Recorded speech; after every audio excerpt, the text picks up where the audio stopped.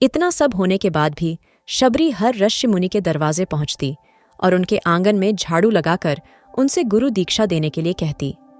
हर कोई शबरी को उसकी जाति की वजह से अपने आश्रम से भगा देता था। ऐसा होते होते काफी समय बीत गया। उसके बाद शबरी मतंग ऋषि की कुटिया में पहुंची। वहां पहुंचकर मतंग ऋषि को शबरी ने बताया कि वो उनसे गुरु दीक्षा लेना चाहती है।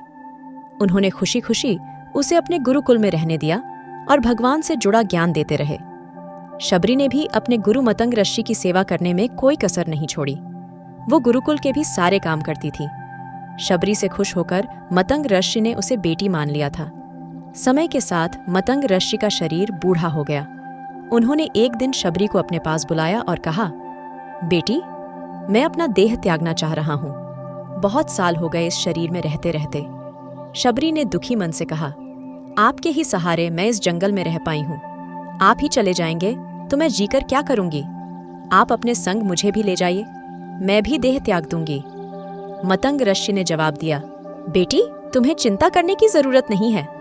राम तुम्हारी चिंता करेंगे और ध्यान भी रखेंगे। शबरी ने राम का नाम सुनने के बाद पूछा, वो कौन है और उन्हें मैं किस तरह से ढूंढूंगी? मंतग ऋषि ने बताया, राम कोई और नहीं भगवान है। वो तुम्हें सारे अच्छे कर्मों का फल देंगे। तुम्हें उन्हें ढूंढने की कोई जरूरत नहीं है। वो एक दिन खुद तुम्हें खोजते हुए इस कुटिया में आएंगे और तुम्हें उनके हाथों ही मोक्ष मिलेगा।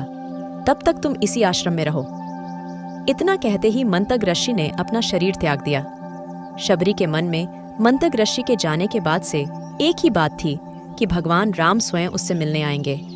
वो रोज भगवान राम से मिलने के लिए बाग से अच्छे अच्छे फूल लाकर पूरा आश्रम सजाती और भगवान के लिए बेर तोड़कर लाती। भगवान के लिए बेर चुनते हुए शबरी उन्हें छक लेती थी ताकि भगवान वो सिर्फ मीठे बेर ही दे। रोजाना शबरी इसी तरह भगवान के दर्शन की आस में फूल और बेर इकट्ठा करती रहती थी। इसी तरह इंतजार में कई साल बीत गए।